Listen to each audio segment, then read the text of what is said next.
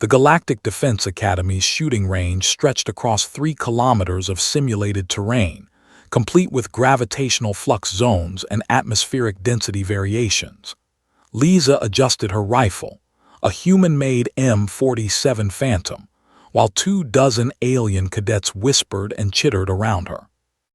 "Look at the Terran's primitive kinetic weapon," a Vraxian cadet hissed, his mandibles clicking in amusement. His plasma rifle gleamed with Confederation-standard technology, worth more than a small starship. Alex watched from the observation deck, his jaw tight. As Lisa's squad leader, he'd recommended her for the Academy's elite sniper program.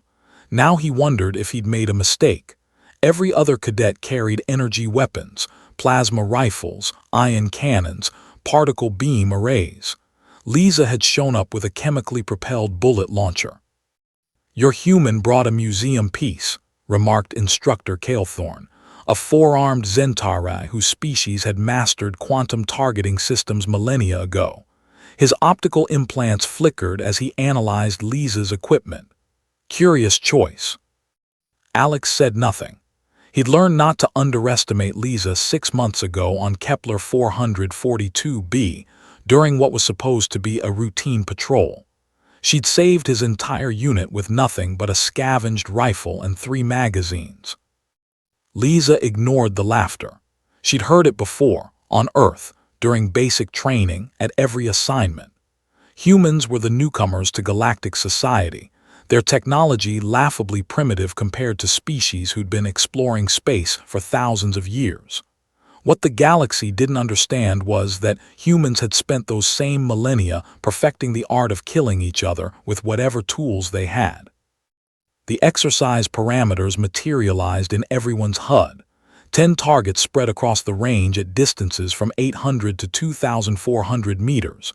Each target would appear for exactly 1.2 seconds. Wind speed varied from 15 to 45 kilometers per hour. Gravitational consistency, 73% Earth standard with random fluctuations. Atmospheric pressure, unstable. A Caltharian cadet went first, his energy weapon humming as it calculated trajectories automatically. The rifle's AI locked onto targets, compensating for wind, gravity, and atmospheric conditions in microseconds. He hit 7 out of 10. Respectable. The Vraxian went next, his plasma rifle's predictive algorithms working overtime. 8 out of 10. The crowd murmured approval. Cadet after cadet stepped up. The best score was 9 out of 10, achieved by a Dravosian whose species possessed natural precognitive abilities and a rifle that could bend plasma around obstacles. Then it was Lisa's turn. She approached the firing line and the laughter intensified.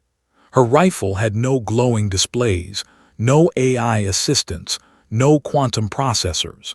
Just iron sights, a mechanical scope, and a ballistic computer that looked like it belonged in a history database. "This will be entertaining," the Vraxian muttered. Lisa dropped into a prone position, her breathing immediately slowing. Alex had seen this before, the way she seemed to disappear into herself, becoming perfectly still. In the observation deck, Instructor Calethorn leaned forward, his multiple eyes narrowing. The first target appeared at 1,200 meters, partially obscured by a holographic barrier that simulated dense atmosphere. Most cadets had needed their weapon's AI to even detect it. Lisa's finger squeezed the trigger. The rifle cracked, a sound so primitive, so visceral that several aliens flinched. Downrange, the target sparked. Direct hit. "Lucky shot," someone muttered. The second target materialized at 2,100 meters in a high-wind zone. Lisa didn't hesitate. She'd already adjusted for windage and elevation before the target fully formed. Another crack, another hit. The third target appeared in a gravitational flux zone where pull varied by 30% every second. Energy weapons struggled with this because their plasma bolts traveled at consistent speeds, making gravitational compensation complex. Bullets, however, were already affected by gravity throughout their entire flight path. Lisa fired, hit. The whispers stopped.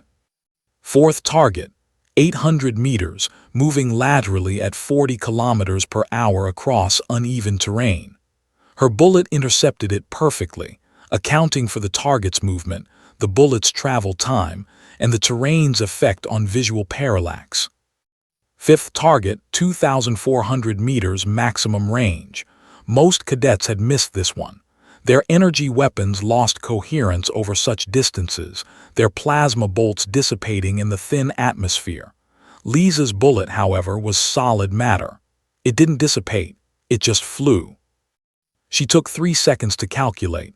Wind, gravity, air density, Coriolis effect, the rotation of the platform they stood on. All variables her brain processed using nothing but experience, intuition, and mathematics practiced across 100 battlefields. The rifle cracked. 2.5 seconds later, the target sparked. Impossible, the Dravosian whispered.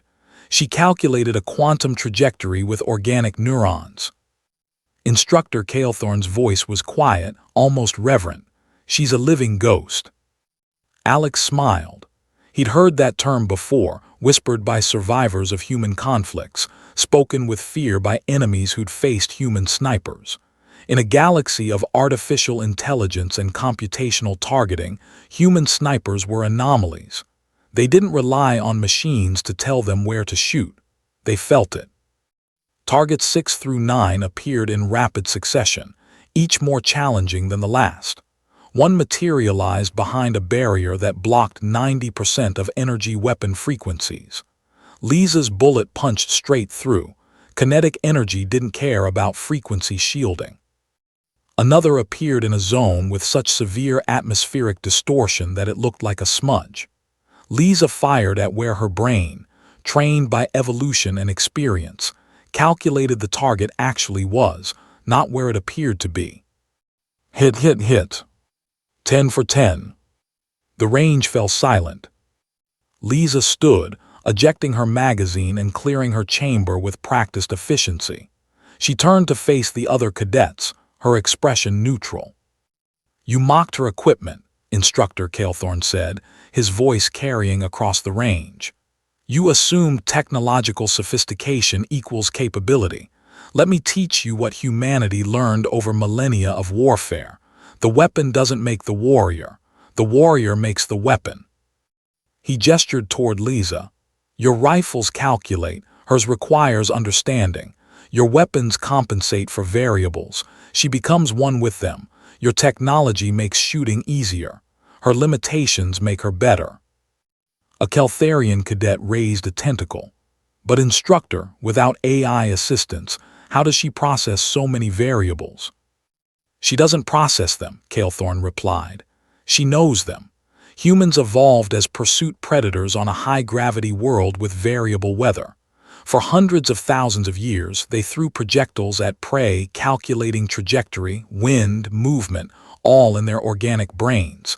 They didn't need computers. They were the computers." Alex descended from the observation deck. Lisa met his eyes and nodded once.